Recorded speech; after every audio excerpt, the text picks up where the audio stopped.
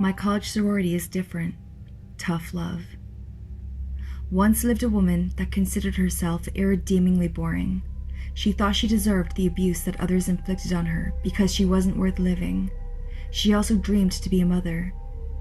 Unlike other mothers, it wasn't enough for her to have a healthy, happy baby. She wished her daughter would be everything she wasn't, so her life would finally have a purpose. Don't make dangerous wishes out loud. The things that roam in between the spaces can hear you. From the bottom of her heart, the only thing she wanted was a daughter that could fend for herself, a strong, powerful, remarkable woman. She willingly gave her soul to the entity who heard the deepest desire of her heart. Among the pains of childbirth and seeing a demon right in front of her, it was hard to think who she wanted her daughter to be. So she said the first name that came to her mind, a queen. Caterina di Medici, the Italian queen said to poison her enemies. The demon complied, fusing the soul of the evil queen with her baby, and the woman's last words were asking the nurse to name her newborn Catherine. The daughter, being good-natured herself, grew up to poison only those who deserved it. There are two minds fighting here the whole time. One wants to kill every single living creature, and the other wants to punish. But I always win. I'll always win because my mind is by far the strongest. The first was her own father. He used to beat her mother senseless before Kathy was born, and he wasn't going to stop the abuse just because his target died. Life is hard when you're only 3 years old, and you can't explain those bruises or why you know how to macerate the right leaves to create a deadly poison. Kathy was despised, treated as a witch, punished at the Catholic orphanage she ended up at after murdering her only relative. But she was never bitter. I might as well learn some witchcraft to live up to my fame. The girl, who was born human but was tainted with a demonic soul, knew that one day she would have a purpose. She would meet others like her. She wouldn't be all alone in the world. After all, in such a vast planet, there had to be someone like her. The odds existed, and it was enough to make her carry on. She met Master at the coffee shop, and soon she became a sister and a fighter. Named Punisher by Bastet, she excelled at projectile magic. It was perfect to fire the venoms she crafted at the enemies of the sisterhood. Her poisons could neutralize, capture, torture, and kill as she pleased. When Florence joined the sorority, they soon became close, and together they hunted criminals. None of them was strong enough to fight demons and gods, but they prided themselves in making the world a better, safer place. Despite resenting her mother for her stupidity, Kathy did her best to honor the efforts of the simpleton woman who gave birth to her. Watch me now, Mom. It's clear to me that I should be one of the sacrifices. Jenny took a deep breath.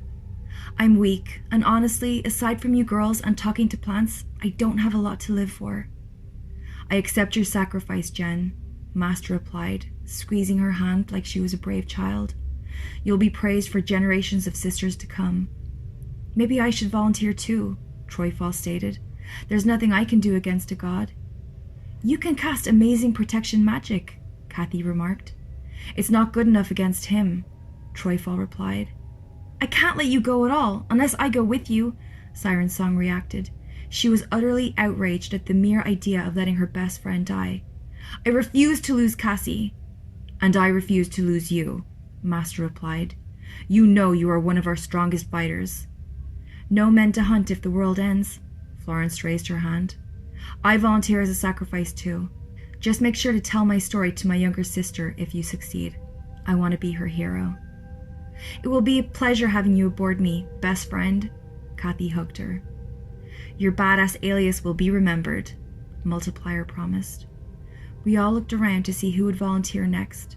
The obvious choices were Hamina and myself, the rookies who could do nothing in battle. Where's Hamina? Red Dragon asked. I haven't seen her in a while, Troyfall remarked. I think she left us, Jeanne replied. Please don't be so tough on her. With everything that's going on, it's understandable.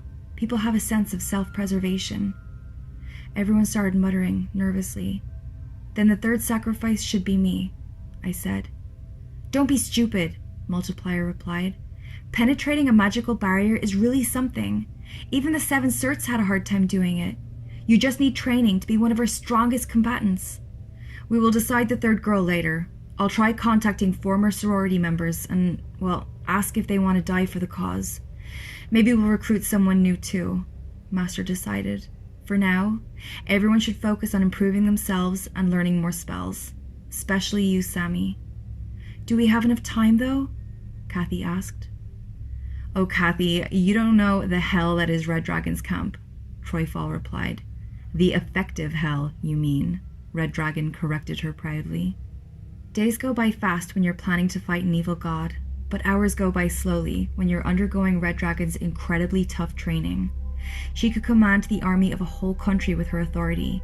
Not even Jian escaped it. Red Dragon taught us protection magic, shield spells, and obviously attack. She pushed us to our limits every single minute, and by the end of the first week, I had not only perfected the projectile magic that Troyfall taught me, but could actually fire over 10 bullets of mana at once. Is that a lot? I asked. I'd say it makes you almost as powerful as Siren Song. It's a good start, but you'll do way better by the end of the training, Red Dragon explained. Knowing that we were about to lose Florence, Jenny, and a third sister broke my heart. Kathy would probably never be the same again, and all the others would risk their lives.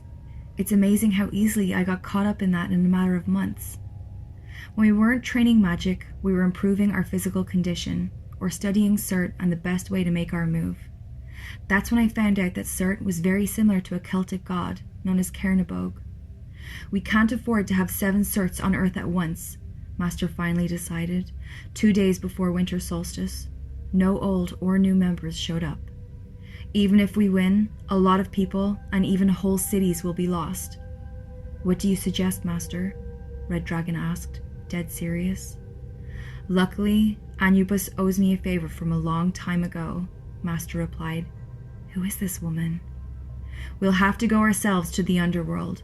Not only that, but summon the elder sister there too. And we have to be ready before Cert awakes.